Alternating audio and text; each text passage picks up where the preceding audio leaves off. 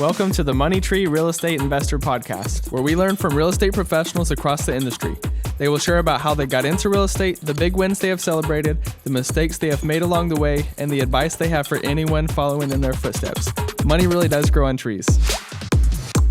Hey everybody, it's William Holland here for another episode of the Money Tree Real Estate Investor Podcast. I've got a special guest here today, Dr. Jeff. I'd love to let you introduce yourself and tell us a little bit more about what you got going on.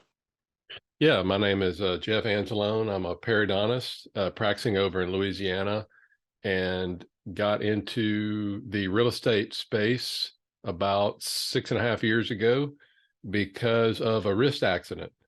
And as a dentist, if we can't use our hands, we can't provide for the family. And that was my wake-up call. And at that time, I was following the Dave Ramsey philosophy, which he helped me out a lot, getting out of debt and doing all that. But, once I reached, I think it was like 6 or 7 baby steps, once I got to the last one, it was kind of like, okay, this is great, but now what?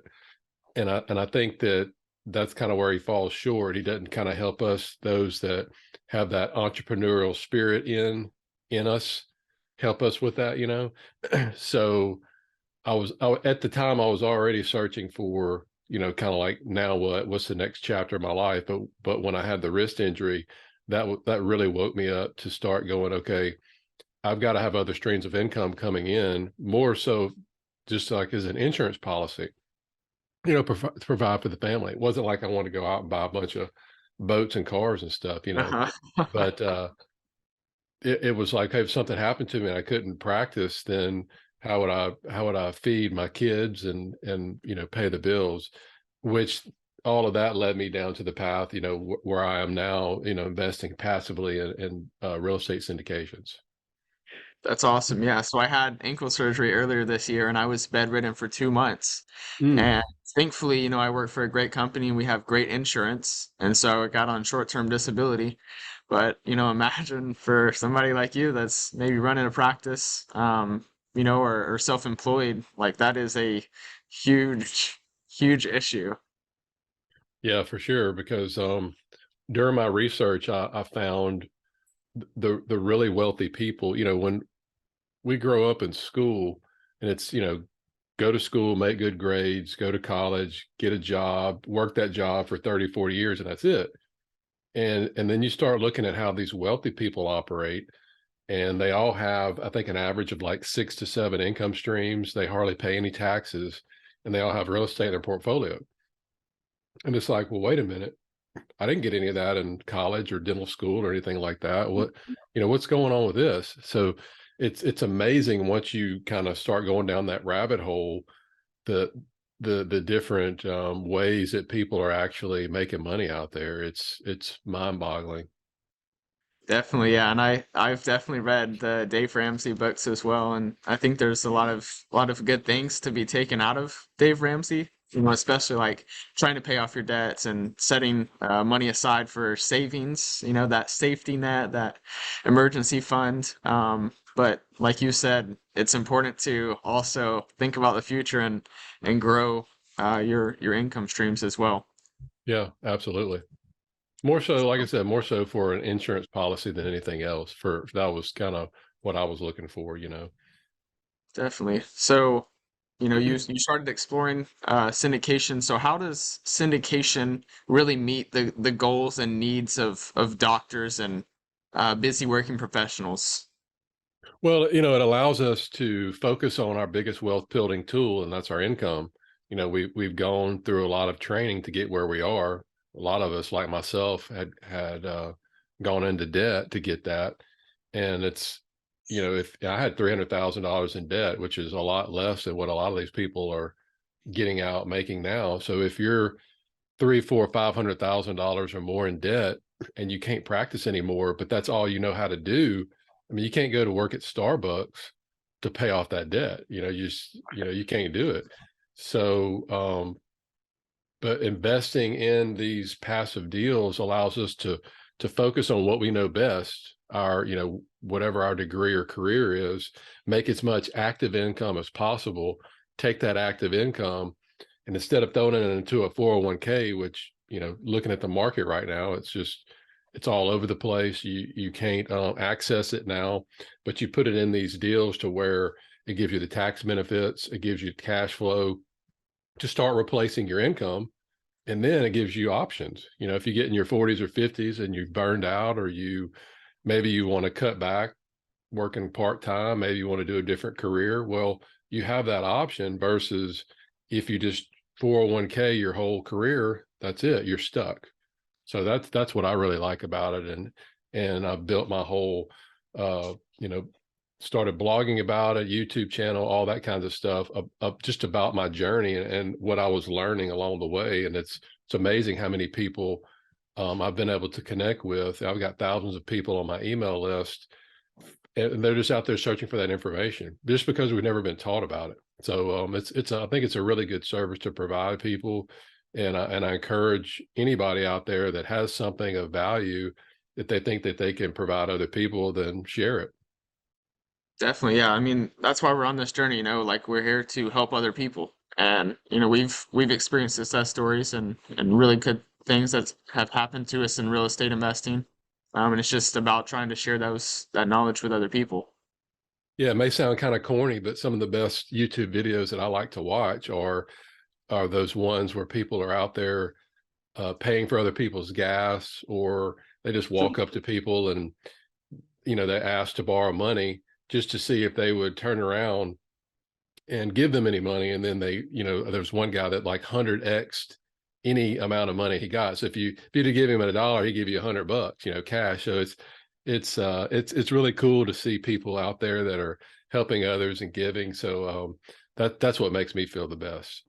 Yeah, that's awesome. I love that as well. I get to serve in South Dallas with Our Calling, and that is a homeless shelter, and they help equip people to get back on their feet, get reconnected with friends, family, just get the mentorship and building relationships that they need to get back on their feet. And it's so important. Like we're trying to make money and be able to provide for our families and stuff, but it is so important to be able to give back as well, especially around the holiday season, right? Yeah, that's great. I remember my grandmother, she used to live in Dallas, and she took my brother and I, when we were growing up, to something like that. I think it was like under a bridge or something, and we were just like blown away thinking people actually live like this. It's eye-opening. So I think it's really important, like you said, to either get involved and then get your kids involved if you have kids, just to not only to help, but just to show them how blessed and lucky they are just to have a roof over their head, just to have a home. Yes, sir. Yeah, we are truly blessed in America. So I wanted to touch back on something that you mentioned earlier, so we were talking about being able to passively invest. I believe that time is our most valuable possession. And in accordance with that, we also have, we trade our time for money. And so the money that we get is also very valuable, and that can be a resource to be used, whether good or bad. So how can you gain more time back by investing passively in real estate? I know that a lot of doctors, will complete and retire, and then they're really feeling it very quickly because their lifestyle is so extravagant. So how can investing in real estate allow you to have the lifestyle that you want? And in addition, have time for charitable events and giving back like we just talked about. Yeah, and I think it's not just real estate. It's any type of investment that you can put your money in, put your money to work, that your money can work for you. Cash flowing assets like real estate, other businesses. I'm looking at purchasing other businesses that run themselves. It's a different mindset because we think about, we have to go trade our time for money. I have to go treat patients to get paid. If I wanted to make more money, the old mindset was I had to treat more patients, thus I had to work more hours typically. And depending on what business that you do, it could be more customers, clients, salespeople, plumber, whatever, more sinks you have to unclog or whatever to make more money. And that it's hard for people to get out of that mindset. But once you get out of that mindset, that you can just buy invest in things that can cash flow to replace your income.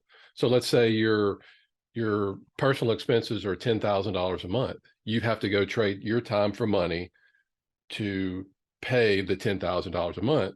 But if you invest in real estate or other cash flowing assets that can cash flow $10,000 a month, well, guess what? That money comes in regardless of your time. And a different way to think about it is, assets and liabilities. Assets feed you. They put money in your pocket. Liabilities take money out of your pocket. Well, the old Jeff that followed Dave Ramsey, if I wanted to go buy, let's say like a boat, like $30,000 boat, I would save up, trade my time for money, save up, and then pay cash for that boat. Now, for some people, there's nothing wrong with that. But once you start thinking differently, so instead of doing that, I can go buy a piece of real estate or a business that cash flows that will not only pay for my note, but continue to cash flow after that boat's paid off. See the difference? But actually, most people will do option 3, and that's go finance the boat and just keep trading their time for money to pay for the boat. Once the boat's paid off, it ain't worth jack, and they just keep working. Right. That's the typical American. And again, it's a mindset shift. And you can say car or boat or RV or four-wheeler or whatever, but it's just a different way to think about money. If I can get people to think about that, because people make enough money that I deal with that they can operate like that. But once you focus on getting your assets to pay for your liabilities, that's a different way to function. Yeah, and I love that you brought that up. That's a Robert Kiyosaki main staple, I would say. Assets versus liabilities, and something that a lot of people focus on, and it's great to own a home. I'm a homeowner as well, and it's a blessing, it really is. But a lot of people think about, your home as an asset, and if you use the definition that Robert Kiyosaki ascribes to, that is not bringing in income for you if you live there with your family, so that's a liability. It's costing you money every month to pay down that mortgage, and what if you took some of that money from the mortgage and you used it to invest in, cash flowing assets, and then you were able to pay for the mortgage with that? Like, that's right. Exactly what you were talking about. For sure. Passive investors in real estate are able to receive a check every month. Some people call that mailbox money. We say money really does grow on trees.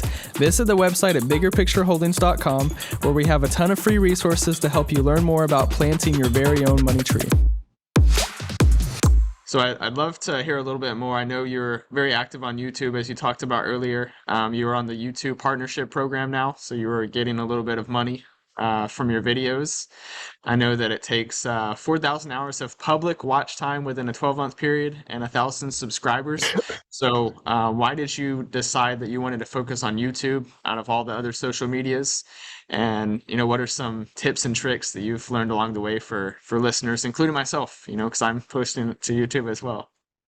Yeah, and I want to preface this by saying that I certainly didn't start a YouTube channel to make money, because unless you have a really big following, it's hard to do. But I had been blogging for like 4 years, but then I looked up and I'm like, well, I read blog articles, but most of my information I get from YouTube. So maybe I should take the articles, and at that time I'd written like over 300 articles, take some of the more popular ones and just turn them into YouTube videos. And that's how I got started, just because I'd already had the content. I was just repurposing the content. And that's how I like to learn. Some people like to read. I think it's called epistemology. Some people like to read stuff. Some people like to watch stuff. Some people have to listen. It just depends on however you like to learn. And that's why I started the channel, just because that was how I was learning and I enjoyed it. But it took me a while to do it, because I was asking the wrong questions. And then when I read the book, Who Not How, that's when the light bulb came on. I said, well, I was asking the wrong questions. I was asking, how do I start a channel? How do I edit the videos? How do I make the thumbnails? How do I do all this stuff? But instead, I should have just said, the question is, instead of asking how, you ask who can do this for me. And I found a who that did it for me. So now all I have to do is just, turn on my webcam, make the video, send it to my who, and they take care of it. And it's easy.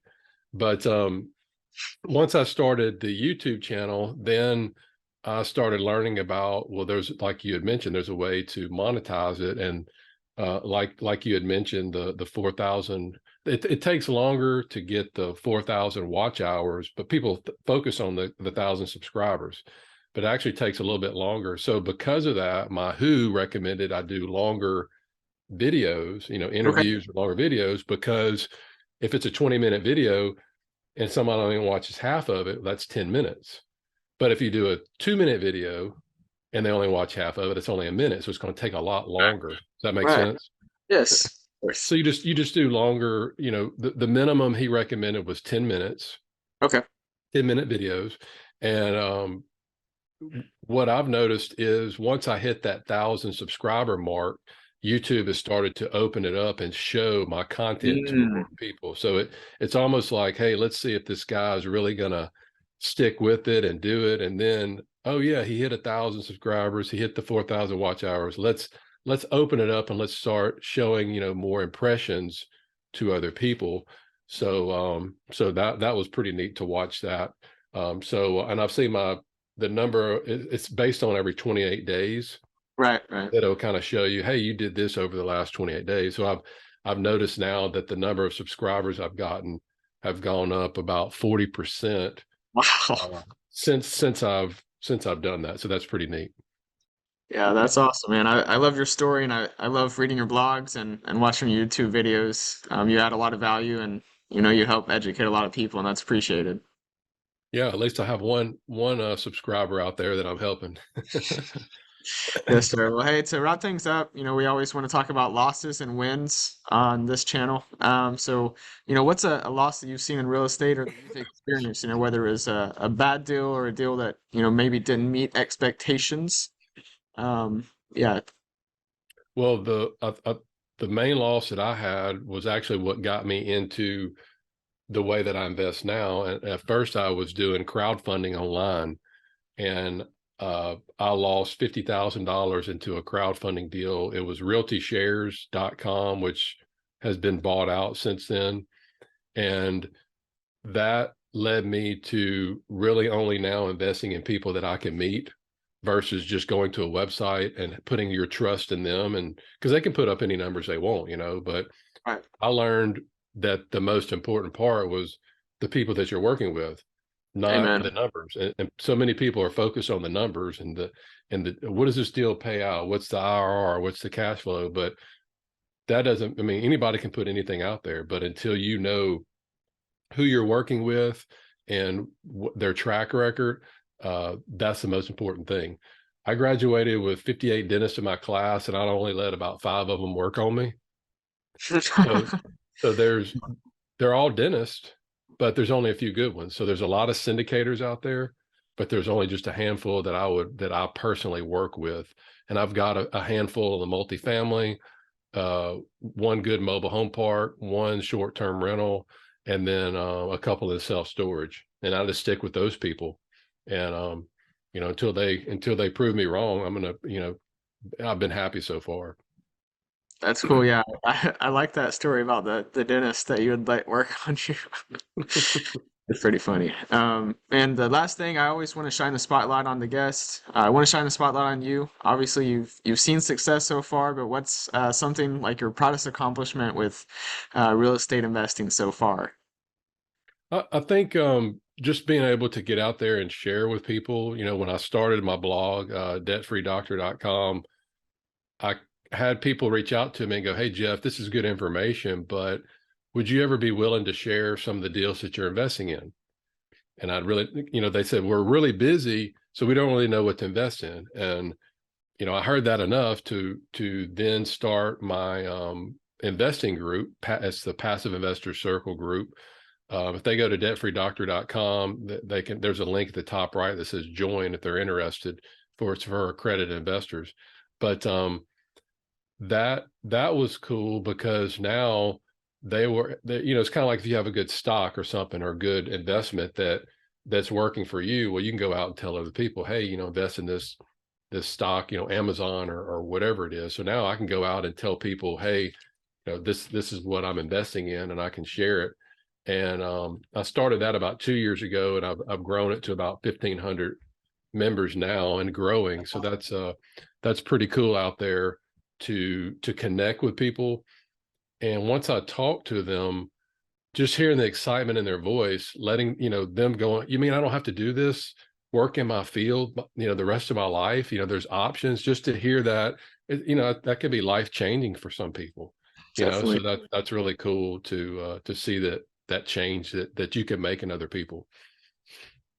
Yes, sir. Well, I've enjoyed having you today. Wish you well. Hope you have a nice Christmas break, and let's go Mavs. That's right. Let's go Mavs. Yes, sir. All right. Thank you. Yes, sir. Like and subscribe below. A new episode will air every Tuesday at 7 a.m. Are you looking for more content? Visit our website, biggerpictureholdings.com. And remember, money really does grow on trees.